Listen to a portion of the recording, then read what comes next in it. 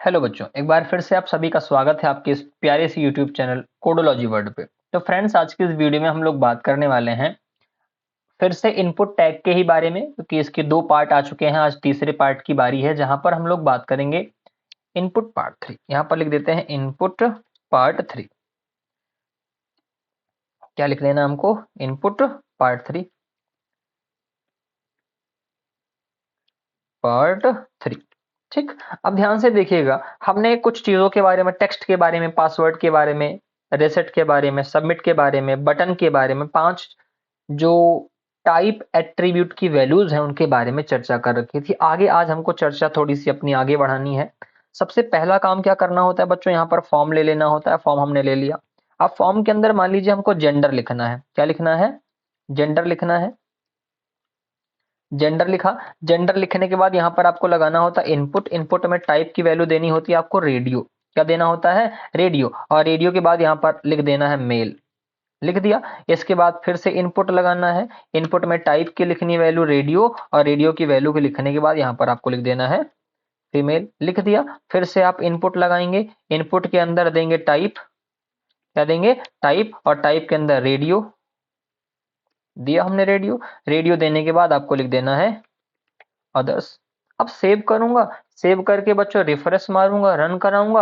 आप ध्यान से देखिए जेंडर आ गया कि नहीं आया? जेंडर में मेल, फीमेल, अदर्स तीनों आ रहा है। आप ब्रेक ले लेंगे, यहाँ पर एक एक छोटा छोटा ब्रेक ले लेंगे तो आपको और अच्छे तरीके से ये दिखने लगेगा। हमने लगा दिया बी आर, हमने लगाया बी आर, लग गया ना? ये हमने क्या लगा दिया है? बी आर टैग लगा दिया है। अच्छा, चाहते हैं जेंडर के बाद भी बी आर आ जाए तो जेंडर के बाद भी आप ब्रेक लगा सकते हैं। सेव करूंगा, रन कराऊंगा। ध्यान से देखो जेंडर के बाद क्या आ रहा है? ब्रेक टैग आ रहा है। ठीक। आप इसको हटा देंगे तो नहीं आएगा। अब बातों को समझने का प्रयास करिएगा। यहाँ पर फॉर्म हमने ले लिया। फॉर्म के अंदर हमने जेंडर लिया। अब जेंडर में मेल, फीमेल और अदर्स ऐसे जो बटन आ रही है ना, ये बटन के लिए हमने इसको लिया। इनपुट टाइप जो रेडियो है ना, ये क्या कर रहा है? ये रेडियो बटन ला रहा है। ये गोल गोल सी रेडियो बटन दिख रही है आपको? ये दिख रही होगी ना? यही रेडियो बटन लाने के लिए हमने किसका इस्तेमाल कर रखा है? हमने इस्तेमाल कर रखा है यहाँ पर इस इनपुट टाइप रेडियो का। एक चीज ध्यान से देखिए, मैं मेल पे क्लिक कर रहा हूँ, मेल सिलेक्ट हो गया। फीमेल पे किया, फीमेल भी सिलेक्ट हो गया। अदर्स पे किया, अदर भी सिलेक्ट हो गया। सर ये तो मामला गड़बड़ है। एक इंसान या तो मेल सेलेक्ट करेगा या फीमेल या फिर अदर्स। ठीक, लेकिन तीनों सेलेक्ट हो रहे हैं तो इन तीनों जो सेलेक्ट हो रही है तीनों, इनके जो ये समस्या है इसका निदान क्या है? यह नेम एट्रीब्यूट। नेम में हमने दे दिया यहाँ पर एम। ठीक। या फिर जेंडर लिखना है, हमने जेंडर लिख दिया, GEN लिख दिया। फिर यहाँ पर भी आना है, नेम लिखना है, और नेम में हमको लिखना है जेंडर। यहाँ पर भी आना है, नेम लिखना है, और नेम में हमको लिखना है जेंडर। सेव करूंगा। सेव करके रन कराऊंगा। रन हो गया। अब नेम में सबका नाम सेम रखना है। Gender, gender, gender, GEN, GEN, GEN। अब इसमें से एक ही सिलेक्ट होगा। ध्यान से देखिए कितना सिलेक्ट हो रहा है? एक ही सिलेक्ट हो रहा है बस। ठीक। तो इस तरीके से क्या कर सकते हो आप इस तरीके से ये जो जेंडर वगैरह है इसका इस्तेमाल आप बड़े आराम से इनपुट टाइप रेडियो के साथ कर सकते हो। किसके साथ करोगे? इनपुट टाइप रेडियो के साथ बहुत आसानी के साथ आप इसका इस्तेमाल कर सकते हो। तो आई होप इतनी बातें तो आपको बहुत अच्छे तरीके से समझ में आ गई होंगी। अब अगली बात आती है बच्चों इनपुट टाइप चेकबॉक्स की। किसकी बात आएगी? इनपुट टाइप चेकबॉक्स की। एक बी आर हम लोग यहाँ और ले लेते हैं। अब चेकबॉक्स में हमने जैसे लिख दिया कि चेकबॉक्स क्या काम करेगा? फेवरेट हमने लिख दिया, फेवरेट RI जी, फेवरेट बुक। फेवरेट बुक हमने लिख दिया। और उसके बाद यहाँ लगाया BR टैग, या फेवरेट गेम लिख देता हूँ, फेवरेट गेम लिख दिया। BR टैग लगाया। अब यहाँ पर आपको आना है, लिखना इनपुट। इनपुट के अंदर टाइप। टाइप के अंदर चेकबॉक्स। चेकबॉक्स के बाद यहाँ पर आपको लिख देना है, अभी जैसे मैंने गेम लिख दिया, क्रिकेट। फिर से क्या लगाना है? BR लगाना है। BR लगाने के बाद इनपुट। इनपुट के बाद टाइप। टाइप के बाद चेकबॉक्स। चेकबॉक्स के बाद यहाँ पर आपको दे देना है अगला, क्रिकेट के बाद हमने दे दिया फुटबॉल। फुटबॉल लिखा। फिर से BR लगाएंगे, और BR लगाने के बाद यहाँ पर आना है, इनपुट लिखना है। इनपुट में टाइप लिखना है। टाइप में चेकबॉक्स लिखना है। चेकबॉक्स में फिर से आपको यहाँ पर फुटबॉल के बाद कबड्डी लिख दिया। ठीक। और यहाँ पर BR लगाया।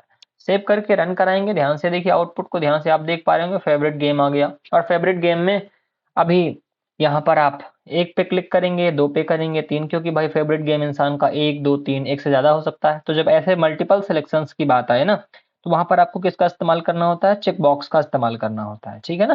तो आप इनमें चेक बॉक्स का इस्तेमाल कर सकते हैं। अच्छा, एक चीज़ और याद रखिएगा, यहाँ पर आप वैल्यू एट्रीब्यूट भी लगाते चलें। क्यों? क्योंकि दिख भले रहा है क्रिकेट, लेकिन अभी बैकएंड पे कोई वैल्यू जाएगी नहीं। क्यों? क्योंकि हमने इसके अंदर कोई वैल्यू दी नहीं हुई है। तो आपको यहाँ पर लिखना पड़ेगा क्रिकेट, इसके अंदर वैल्यू देनी पड़ेगी, ठीक? वैल्यू दे दी हमने, यहाँ पर वैल्यू के अंदर हमको देना है फुटबॉल। फुटबॉल लिखा, इसके अंदर भी हमको वैल्यू देनी है, और वैल्यू के अंदर हमने क्या दे रखा है? कबड्डी दे रखा है, तो कबड्डी लिखोगे।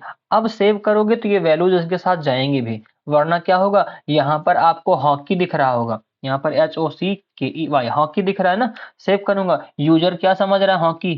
क्लिक करेगा, लेकिन सर्वर पर डेटा क्या गया? सर्वर पर क्रिकेट गया, है ना? इलेक्शन वाली कहानी, एक बटन दबाओ दूसरे को वोट जाए, है ना?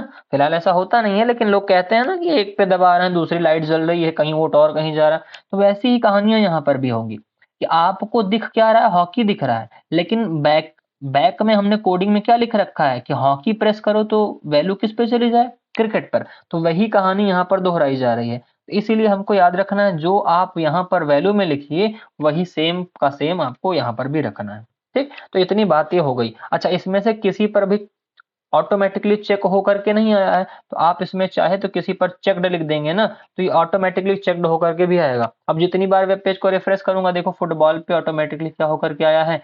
चेक्ड ऑटोमेटिकली होके आया है। यहाँ पर चेक्ड यहाँ से हटा देता हूँ, और मैं चेक्ड कहाँ लगाता हूँ? ध्यान से देखिए, मैं चेक्ड यहाँ से हटाया और चेक्ड लगा दिया मैंने कबड्डी पे, ठीक? चेक्ड हमने कहाँ लगाया? कबड्डी पे। सेव किया, सेव करके रन कराऊंगा, कबड्डी पे ऑटोमेटिकली चेक्ड होकर के आ रहा है। इतनी तो बात समझ में आई होगी, ठीक है ना? तो इस तरीके से ये कहानी इतनी आपको याद रखनी है। आगे बच्चों हम लोग बात करते हैं, चेक बॉक्स हो गया, चेक बॉक्स के बाद रेडियो हो गया, रेडियो के बाद बटन हमने आपको बता दिया है। कलर की बात करते हैं। किसकी बात करते हैं? हमने यहाँ पर बात करनी है फेवरेट कलर। हम जैसे मान लीजिए यूजर से इनपुट करवाना है फेवरेट कलर, तो यहाँ पर आपको लिखना पड़ेगा इनपुट, इनपुट के बाद टाइप, टाइप के बाद कलर। क्या लिखना है? कलर लिख देना है, और सेव करूंगा, रन कराऊंगा। यहाँ पर आपसे देखिए यूजर से क्या मांग रहा है? Favourite colour. इसको क्लिक करूंगा, पूरा का पूरा कलर पैलेट आपको खुल के यहाँ पर मिल जाएगा। जो कलर चाहें आप उस कलर का सिलेक्शन यहाँ पर कर सकते हैं। मान लीजिए अभी हमको इस कलर को चाहिए था, तो हमने इसको ले लिया, यहाँ पर ये कलर आ गया आपका। तो इस तरीके से आप क्या कर सकते हैं? कलर भी लगा सकते हैं। अगला कलर हो गया। कलर के साथ साथ अब इसमें आपको नेम और आईडी देना नहीं भूलना है। क्यों? क्योंकि एलिमेंट, हर एलिमेंट को अपनी एक यूनिक आइडेंटिफिकेशन देनी पड़ती है। तो आप फॉर्म के किसी भी एलिमेंट का इस्तेमाल कभी भी कहीं भी करेंगे तो नेम और आईडी आपको देते चलना। ये मैं बार बार नहीं बताऊंगा आपको, ठीक है ना? क्योंकि एक बार हमने स्टार्टिंग में बता दिया है, कोड बहुत ज्यादा लेंदी होगा, कोई मतलब निकलेगा नहीं। आगे अगली बात आती है बच्चों डेट की। किसकी बात आती है? डेट की। मान लीजिए हमको यहाँ पर इस्तेमाल करना है बर्थडे, बर्थडे लिख दिया बर्थडे। अब बर्थडे में आपको लगाना है इनपुट, इनपुट के बाद टाइप, टाइप के बाद डेट लिख देना है। लिखने के बाद सेव करूंगा। यहाँ पर देखिए बर्थडे कह रहा है, बर्थडे एंटर करिए। आप इस पे क्लिक करेंगे तो पूरा का पूरा बर्थडे का मेनू खुल करके आ जाएगा। कौन सा ईयर है, किस ईयर में आपका बर्थ, डेट ऑफ बर्थ है, तो हम मान लीजिए हमने ले लिया कि जैसे सपोज दैट 2001 है। इसमें आप कोई भी एक डेट ले सकते हो आप, कोई भी। हमने जून ले लिया, और जून में जैसे मान लीजिए मैं 9th ऑफ जून ले लेता हूँ, ठीक? बस 2001, 9th ऑफ जून 2001 यहाँ पर हमने ले लिया, तो ये आपका क्या हो जाएगा? बर्थडे हो जाएगा। तो ये इतनी बात आपको यहाँ पर ऐसे समझ में आई होगी कि हम लोग कैसे डेट ऑफ बर्थ का इस्तेमाल कर सकते हैं, ठीक? अब इसी में मैक्स और मिन भी आता है। मैक्स और मिन के बारे में भी हम लोग चर्चा कर लेते हैं। जैसे अभी आप चाहते हो कि डेट ऑफ बर्थ की एक पूरी की पूरी प्रॉपर लिमिट हो, डेट ऑफ बर्थ की क्या हो? पूरी पूरी प्रॉपर लिमिट हो, या फिर डीओबी आपको एंटर करना है, तो उसके लिए मैक्स और मिन लगाना है, तो आप यहाँ पर लगा देंगे मैक्स। क्या लगा देंगे? मैक्स। और मैक्स में हमने ले दिया भैया कि जो डेट ऑफ बर्थ है ना, वो इक्वल लगाओ, मैक्स के बाद इक्वल लगाओ, मैक्स के बाद इक्वल लगा। वो 2002 के नीचे दिखाई ना, हमने 2001 लेके रखा है ना अभी, 2002, 2002 लिया, ठीक?